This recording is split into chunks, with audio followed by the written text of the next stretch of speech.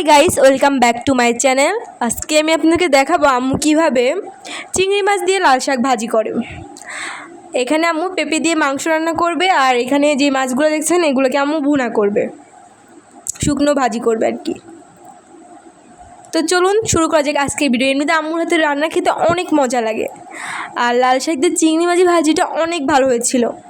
এখানে দেখতে পাচ্ছেন কড়াইয়ের মধ্যে আম্মু তেল গরম করে নিয়েছে, এখানে শুকনো মরিচ দিয়েছে, আর চিংড়িগুলোকে ফার্স্টে সুন্দরভাবে ভেজে নেবে লাল করে। দেখতেই পাচ্ছেন চিংড়ি মাছের কালারটা কিন্তু অসাধারণ এসেছে। আম্মু এখানে প্রয়োজন মতো লবণ অ্যাড করবে, তার মধ্যে কাঁচামরিচ দিয়ে দিল। কাঁচামরিচ দেওয়ার পরে কাঁচামরিচটাকে ভালোভাবে চিংড়ি মাছের সাথে ভাজবে। এখানে আম্মু রসুন দিয়ে দিল। রসুন দেওয়ার পর রসুনগুলোকে নাড়াচাড়া করবে, তারপর এটার মধ্যে পেঁয়াজ কুচিও দিয়ে দিল। এখন এগুলোকে ভালোভাবে নাড়াচাড়া করবে। এই দেখতে পাচ্ছেন ভাজা হয়ে এসেছে, এমন অবস্থায় লাল শাকগুলোকে এটার মধ্যে দিয়ে দিবে। দিয়ে লাল শাকটাকে ভালোভাবে এগুলোর সাথে ভাজি করবে। কিছুক্ষণ লাল শাকটাকে নেড়ে চেড়ে নেবেন। লাল শাকটি খেতে অনেক মজা হয়েছিল। দেখতেই পাচ্ছেন লাল শাকটা কমে এসেছে, প্রায় ভাজি হয়ে গেছে। কিছুক্ষণ পরে লাল শাক ভাজিটা হয়ে যাবে। এদিকে আরেকটি কড়াইয়ের মধ্যে তেল গরম করে এখানে মাংসগুলোকে ভাজি করে নিবে। ব্রয়লারের মাংসগুলো ভাজি করলে মাংসগুলো খেতে একটু শক্ত শক্ত হয় এবং মাংসগুলো খেতে অনেক ভালো লাগে। এই জন্য আম্মু যখনই ব্রয়লারের মাংস রান্না করে তখনই আম্মু মাংসগুলোকে সুন্দর করে ভাজি করে নেয়। মাংসগুলো খেতে শক্ত শক্ত হয়, অনেক ভালো লাগে। এই জন্য আম্মু মাংসগুলোকে সুন্দর করে ভাজি করে নেবে।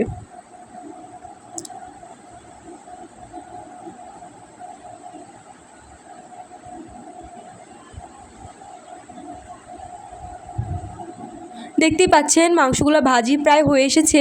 এই অবস্থায় আম্মু মাংসগুলোকে তুলে নেবে। এই পাশে আরেকটি কড়াইয়ের মধ্যে তেল দিয়ে দিল। এখানে আম্মু যে কেটে মাছগুলো রেখেছিল সেই কাটা মাছগুলোকে ভাজি করে নিবে সুন্দর করে। এক এক করে প্রত্যেকটা মাছ দিয়ে দিবে এখানে।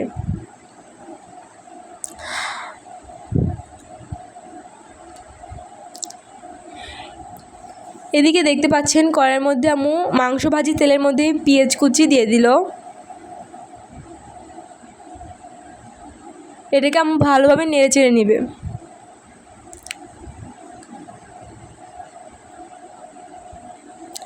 তেজপাতা দিয়ে দিল দুটা, তারপর শুকনো মরিচ দিয়ে দিল, দারচিনি দিল।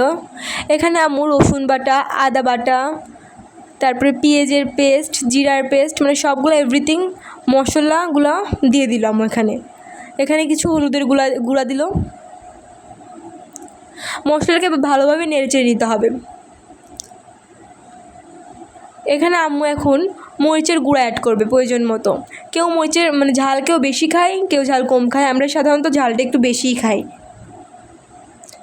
এখন মশলাটাকে ভালোভাবে কষিয়ে নিতে হবে। যতক্ষণ না মশলার উপর দেখতেই পাচ্ছেন তেল জমছে, যতক্ষণ না মশলার উপর তেল ওঠে ততক্ষণ ভালো করে কষিয়ে নিতে হবে। কষিয়ে নেওয়া শেষ।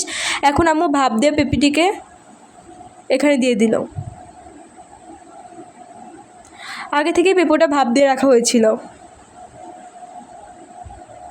আর এদিকে মাছ ভাজিও কমপ্লিট। এখন মাছগুলোকে উঠিয়ে নেবে এক এক করে।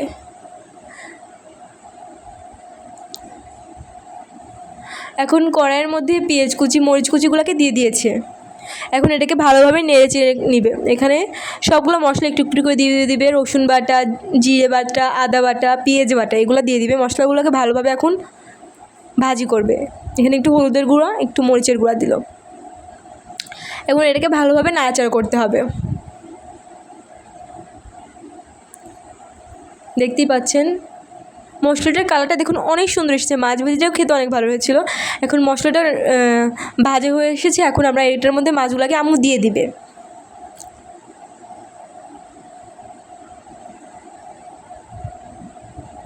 আম্মু এখানে একটু পানি দিয়ে দিল। কিছুক্ষণ পরে পানিটাকে আম্মু শুকিয়ে নেবে। দেখতেই পাচ্ছেন এদিকে মাংসর টুকরাকে এটার মধ্যে দিয়ে দিবে, কারণ এর তরকারিটা কষানো শেষ। কম মাংস দিয়ে এভাবে পেঁপের তরকারি রান্না করে দেখেন, যখন কম মাংস থাকে তাহলে প্রত্যেকেরই সুন্দরভাবে খাওয়া হয়ে যায়। আর মাংস রান্নাটা অনেক মজা হয়েছিল। এমনিতে আমার আম্মু যে কোনো রান্নাই খেতে অনেক মজা করে রান্না করে আম্মু। কম মশলা দিয়ে রান্না করলে এমনিতেই খাদ্য মজা হয়। দেখতেই পাচ্ছেন এখানে শাক ভাজি, সাইডে মাছ ভাজিটা, আর এখানে কচুর তরকারি, আর এখানে মাংসের তরকারি।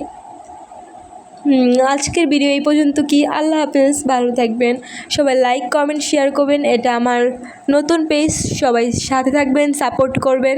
ফুল ভিডিও দেখার জন্য ধন্যবাদ। আল্লাহ হাফেজ।